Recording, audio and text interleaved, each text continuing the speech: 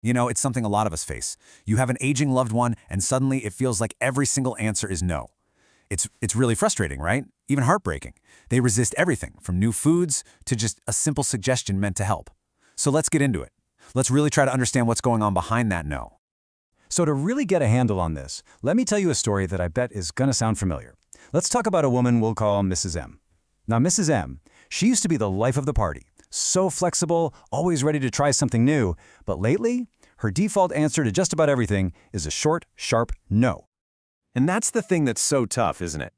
That feeling that the person you've known forever is changing right in front of you, and you just don't know why. It feels like this isn't who they are, who they used to be, and that is a really, really hard adjustment for everybody. It's like hitting a brick wall over and over again. A no to things they once loved, a no to outings, and even a no to the help you're offering so gently.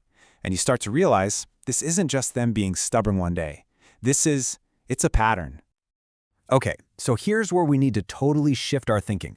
This behavior, it's not about them trying to be defiant, not at all. It's actually coming from this deep, deep need for safety. You know, when the world starts to feel confusing or unpredictable, those old familiar routines, they become like an anchor in a storm. They provide stability when everything else feels like it's changing too fast.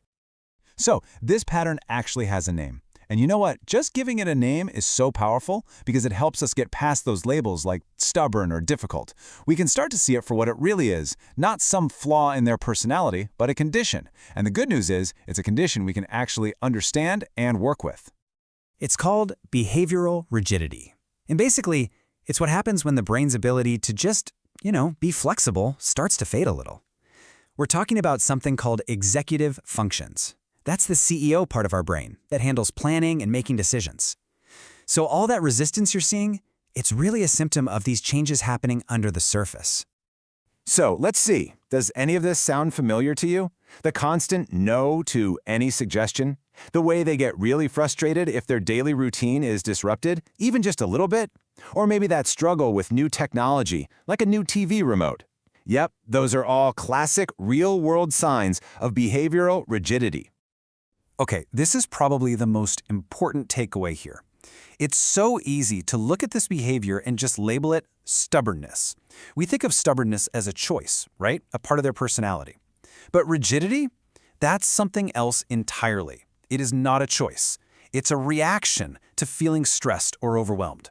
Think of it as the brain's automatic defense system kicking in, just trying to find some predictability and safety when everything else feels, well, out of control. All right, so if it's a reaction and not a choice, what's actually setting it off? What's the trigger? Well, let's dig into the science here, which is actually pretty simple, but wow, it's powerful. It explains exactly why this habit of saying no can get so entrenched. It all comes down to a simple model you can think of as ABC. So A is for antecedent. That's the trigger, like asking them to try a new restaurant. B is the behavior. They say no. And C is the consequence. And what's the consequence? Phew, a feeling of relief. They've successfully avoided something that felt stressful or unknown. And that's the whole secret right there. The no works.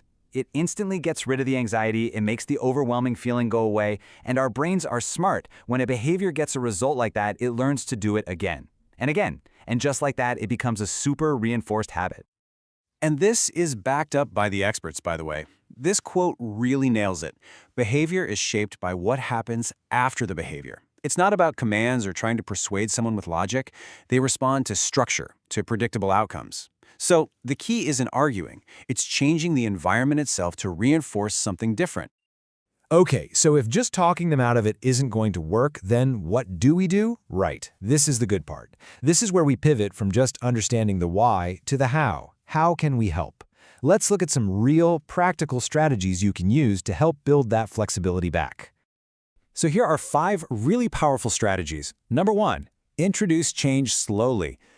Think tiny, predictable baby steps, not big, sudden surprises. Number 2, offer limited choices. This is huge for giving them back a sense of control. Number 3, pair something new with something they already love. Like if you're trying a new activity, put on their favorite old music in the background. 4, use visual cues. A simple checklist or a note on the fridge can really lower that anxiety. And finally, and this one is absolutely crucial, you have to reinforce flexibility. Celebrate every single time they adapt, no matter how small. It builds that positive momentum. Here is a perfect example of what I mean by offering limited choices. Instead of saying, time to take a shower, which can feel like a command, you ask, do you want to shower before or after breakfast? See the difference? The shower is still happening, but they get to decide when. That little bit of control can change everything. It makes them a partner in the process, not just someone being told what to do. So you see, the path forward here isn't about winning a battle against the word no. It's about completely reframing what that no actually means. And once we do that, we can use these smart, compassionate strategies to gently create more opportunities for a yes. Listen, if you only remember one thing from our time together, please let it be this. Their no is not about you. It's not a rejection of your help, and it's definitely not a rejection of your love. It is simply a reaction. It's a flare going up, signaling that they feel unsafe or completely overwhelmed in that moment. And you know what the most hopeful part of all this is? It's not set in stone. Because this is a learned behavior, it means it can be, well, reshaped. It takes patience, it takes a ton of understanding, but with the right approach, you can actually help them learn and reinforce flexibility again. It's all about creating that safe, predictable environment where a little bit of resistance can turn into a small success. And that really brings us to the final thought I want to leave you with. Just think about it. How might one single, gentle success, just one yes, start to change their entire world?